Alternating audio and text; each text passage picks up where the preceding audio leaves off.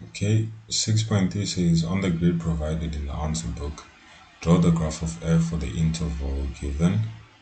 Clearly show all asymptotes, intercepts of the axes, and endpoints of the graph. So the grid provided will include these endpoints minus 120 to 180, and I have tried to redraw that here on the side. And yeah, so the best way to solve this would be for you to plot these points using the function minus 2 tan 3 over 2 x, where you replace x with the different values over here. So if you do that for this case, you'll find that at 30 our graph gives us a value of minus 2. Maybe let me move this down a bit.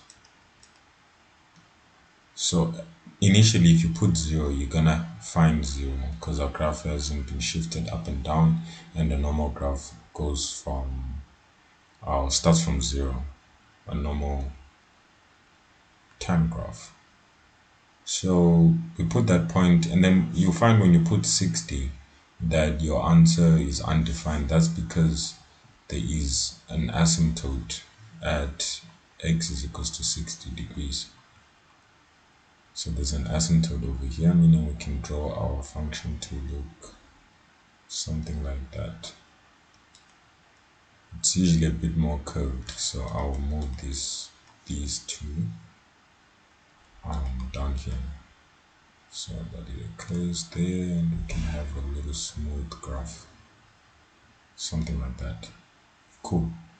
Once you already have this first part, it becomes a bit easier to do everything else. You don't necessarily have to do it all on the calculator, because then the next point you'll know at 90 that it's going to be 2.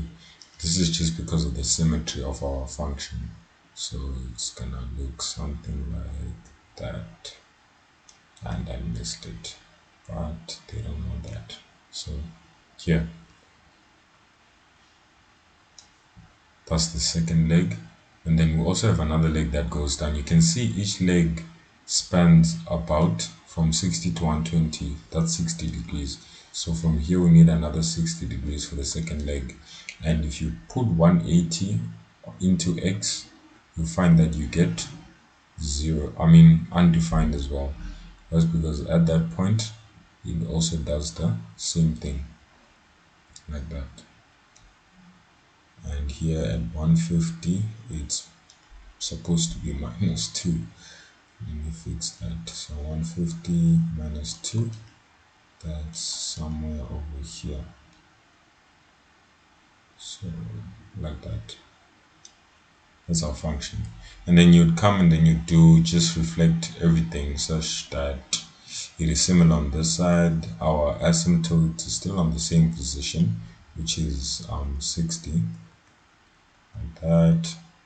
And then that happens at 30. Or minus 30, it's gonna give us 2 if you put that in your calculator, and then that goes up with that. And then here at 120 again, we need to complete this. You find if you put minus 90, you get minus 2. So the last part would look something like this. So this is what you can expect your graph to look like once you draw it on the grid.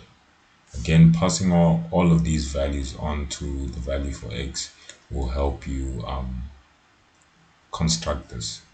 And again, if you get undefined, it means there's an asymptote at that point.